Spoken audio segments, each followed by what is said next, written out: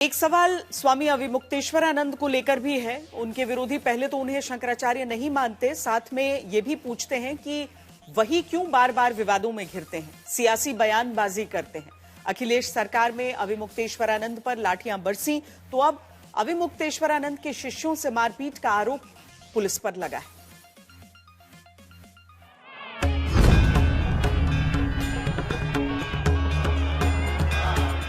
रामाय रामभद्राय रामचंद्राय वेदसे रघुनाथाय नाथाय सीताय पतिये नमः। श्री रामलला भगवान की, श्री रामलला भगवान की।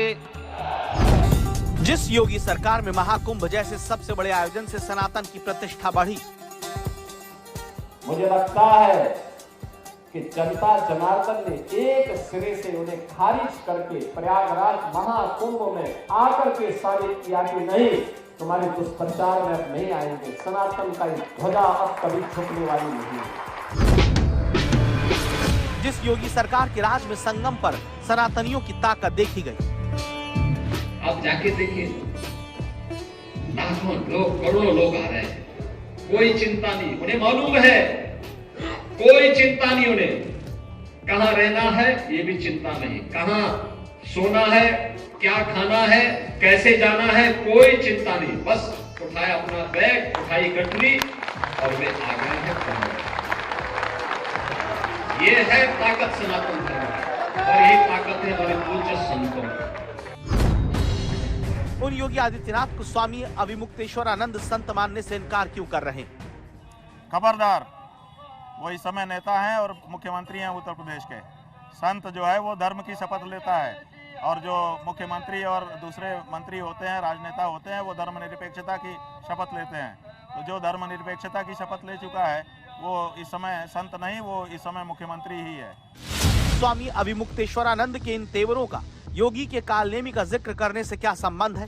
ये सवाल इसलिए भी अहम है क्योंकि योगी आदित्यनाथ डंके की चोट पर सनातन की यात्रा के बाधकों को चेतावनी देते हुए मोर्चा लेने की बात कह रहे हैं कि जो भी विकृति सनातन धर्म को कमजोर करेगी और हमारी इस 1000 वर्ष की शानदार यात्रा में बाधक बनेगा, हर भारतवासी का दायित्व बनता है, हर सनातन धर्मावलंबी का दायित्व बनता है। हम उसके खिलाफ मोर्चाबंदी लेकर के उसको बाहर का रास्ता दिखाएं और अपनी शानदार यात्रा को आगे बढ़ाएं।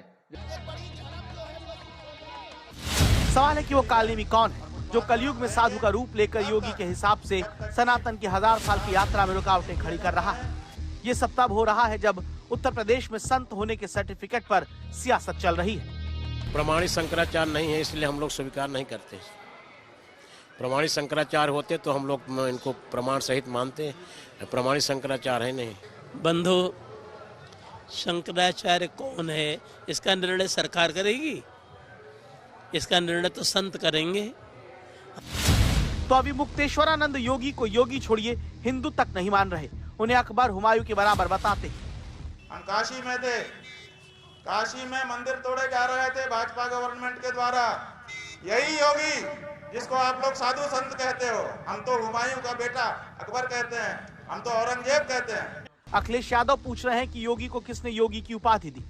देखिए, पूजनीय शंकराचार्य जितने भी हैं, और पूजनीय शंकराचार्य हमारे विश्व गुरु से भी ऊपर हैं।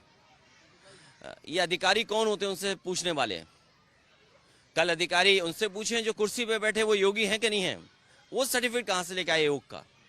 उनके पास कौन सा सर्टिफिकेट है योग का? और हमने आपने देखा है जब वो योग कर रहे थे, एक टांग पे खड़े हो रहे थे, कितने डगमगा रहे थे। क्या उनको योगी आप कहोगे? रामभद्राचार्य के रूप में एक पक्ष दावा करता आ रहा है कि अविमुक्तेश्वरानंद शंकराचार्य नहीं है, तो अविमुक्तेश्वरानंद भी रामभद्राचार्य को संत मानने से इनकार कर रहे हैं। अभी सुप्रीम कोर्ट में शंकराचार्य को बनाया ही नहीं। सब एक दूसरे का सर्टिफिकेट मांग रहे हैं, अपनी तरफ से सर्टिफिकेट बांट रहे हैं। तीर्थों में भी कुछ लोग अलग अलग प्रकार से अपने एजेंडा लेकर के चलते हैं। मुझे लगता है कम से कम तीर्थों में किसी भी प्रकार का कोई व्यक्तिगत किसी का अहम का प्रतिष्ठा का एजेंडा नहीं होना चाहिए। हम सब यहाँ तीर्थराज में हैं, माँ गंगा यमुना सरस्वती की शरणागति में है। यहाँ पर किसी भी प्रकार के कोई वैयक्तिक अहंकार के मुद्दे नहीं होते। बार बार विवादों में फंसने की वजह से ही अविमुक्तेश्वरानंद पर राजनीतिक दलों की तरह संत भी बंट गए हैं। कोई उनके साथ हुए बर्ताव को गलत बता रहा है, कोई उन्हें संत मानने से ही इनकार कर रहा है, क्योंकि वो योगी आदित्यनाथ पर एक के बाद एक विवादित बयान दे रहे हैं। संगम की धरती पर लगे माघ मेले में विश्व हिंदू परिषद के शिविर में संत सम्मेलन हुआ, जहां अखिल भारतीय अखाड़ा परिषद ने योगी आदित्यनाथ के खिलाफ स्वामी अविमुक्तेश्वरानंद के बयानों की निंदा की। किसी मुख्यमंत्री को गाली देना यह कहां तक उचित है, और गालियां भी ऐसी दी गई है मैं आपको बता नहीं सकता। आप YouTube में जाके देखो और किसी भी संत से सुनो क्या क्या गालियां नहीं दी गई है। क्या कहा है, हुमायूं का बेटा, अकबर का बेटा। अरे आप कैसी भाषा बोल रहे हैं?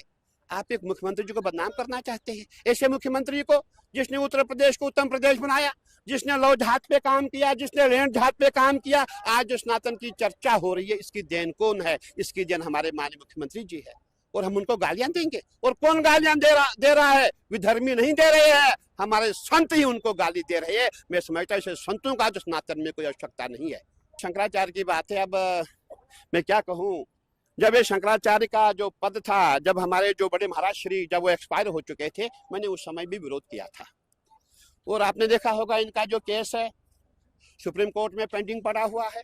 ये सुप्रीम कोर्ट जो डिसीजन देगा उसके पश्चात ही ये तय होगा शंकराचार्य कौन है कौन नहीं है। ये तथाकथित संत जिन्होंने योगी जी के बारे में बहुत ही अपशब्दों का प्रयोग किया। हमारे व्यक्तिगत मतभेद कितने भी हों, मतभेद हो सकते हैं, लेकिन किसी के बाप तक जाने की और अकबर का बेटा, हुमायूं का बेटा अकबर बताने की हैसियत किसी को नहीं मिल जाती है। तो संतों का एक तबका योगी आदित्यनाथ को सनातन का सच्चा सिपाही बताता है और चाहता है कि योगी आदित्यनाथ को लेकर संत मर्यादा न तोड़, वो भले ही स्वामी अविमुक्तेश्वरानंद ही क्यों ना हो। सतुआ बाबा ने अपने सोशल मीडिया अकाउंट पर शंकराचार्य को संबोधित करते हुए कहा कि गुरुजी, आप जानते हैं कि बचपन से मैं आपके साथ रहा हूँ। जब भी आपने देश और गंगा की बात की है, मैं हमेशा आपके साथ रहा, लेकिन गोरक्ष पीठ के संत के खिलाफ ऐसी टिप्पणी बर्दाश्त नहीं होगी। उन्होंने चेतावनी भरे लहजे में आगे कहा, हमारा संत समाज माला और भाला दोनों की भाषा जानता है। अरे आपके राज्य में, योगी जी के राज्य में अफसर लोग जूता मार रहे हैं, बाढ़ पकड़ के, जानते हो बाढ़ पकड़ना क्या होता है? महाभारत हो गई, बड़ी प्रशंसा कर रहे थे योगी जी की, तो बड़ी प्रशंसा कर रहे थे। योगी जी ने बड़ा अच्छा कुंभ मेला लगाया है, सनातन के सिरमौर हैं, सनातन हिंदू समाज के लिए कर रहे हैं। अचानक आपको क्या हो गया? मैं कहा चाह रहा हूँ योगी खराब है, मैं कह रहा हूँ कि अफसर ये कह रहा हूँ मैं, आपकी समझ में नहीं आ रहा। मानो न मानो, और प्रशासन के मानने न मानने का कोई औचित्य नहीं है, क्योंकि प्रशासन तय नहीं करेगा कि कौन साधु है, कौन संत है, कौन महामंडलेश्वर है, कौन शंकराचार्य है। ये सरकार और प्रशासन का काम नहीं है, ये संत समाज का काम है कि हम उसे क्या मानेंगे क्या नहीं मानेंगे। अविमुक्तेश्वरानंद कह रहे हैं कि जब तक मुख्यमंत्री उन्हें स्नान करने नहीं ले जाते, वो संगम में स्नान नहीं करेंगे। पिछले रविवार को वो मौनी अमावस्या पर स्नान करने गए थे। अगर सब कुछ ठीक होता तो शायद वो लौट भी गए होते, लेकिन संगम पर अब उनकी ही चर्चा है। प्रमाणित शंकराचार्य नहीं है, इसलिए हम लोग स्वीकार नहीं करते। प्रमाणित शंकराचार्य होते तो हम लोग इनको प्रमाण सहित मानते। प्रमाणित शंकराचार्य है नहीं। प्रमाणित शंकराचार्य सामान्य बातों में उलझेंगे नहीं, प्रशासनिक व्यवस्था को बिगाड़ेंगे नहीं। शंकराचार्य कौन है इसका निर्णय सरकार करेगी, इसका निर्णय तो संत करेंगे। हमारे अखाड़ा परिषद है और सब अखाड़े हैं, वो निर्णय करेंगे कौन है शंकराचार्य। हम सरकार के इस निर्णय को नहीं मानते कि वो शंकराचार्य नहीं। शंकराचार्य मानने के लिए पूरी पीठ है, श्रृंगेरी पीठ है। पहले शंकराचार्य अगर मान रहे हैं तो हम लोग उनके पीछे हैं। ये तो शंकराचार्य का विषय है, सामान्य संतों का तो है नहीं। अगर पूरी पीठ श्रृंगेरी पीठ मान रही है तो संत भी मान रहा है। अविमुक्तेश्वरानंद स्वामी जी को ये विचार करना चाहिए था कि जब हमको परमिशन नहीं मिली है तो वहाँ हमको बटुक ब्रह्मचारियों को वहाँ क्यों ले जाना चाहिए, और प्रशासन को भी ये सोचना चाहिए था कि जब ऐसी स्थिति वहाँ पर उपस्थित हुई है तो सनातन की सरकार है, तो सनातन की सरकार में बटुक ब्रह्मचारियों के ऊपर जो ऐसा प्रहार किया गया है, वो उसकी जगह और भी बहुत विकल्प थे। दोनों हाथ पकड़कर, दोनों पैर पकड़कर ले जाते दूर पर शिखा के ऊपर प्रहार करना और उनके लंगोटी के ऊपर प्रहार करना, ये एक सभ्य समाज के लिए ठीक नहीं है।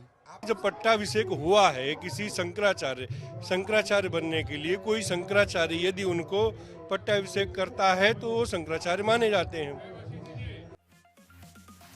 इस सारी बहस के बीच एक और अहम सवाल यह भी है कि शंकराचार्य कौन है। शंकराचार्य बनने के लिए कई शर्तें हैं। जैसे शंकराचार्य वही हो सकते हैं जो वेदों के ज्ञाता हों, जिन्होंने जीवन में ईश्वर चेतना को केवल पढ़ा नहीं बल्कि जिया हो, वो आजीवन सन्यासी हो। लेकिन सबसे बड़ी बात, शंकराचार्य या किसी भी संत होने के लिए सबसे जरूरी है जिन्होंने क्रोध, लालच और इंद्रियों पर काबू पा लिया हो। आपको क्या लगता है शंकराचार्य कौन है? आपकी नजर में कौन इस असल परिभाषा में फिट बैठता है?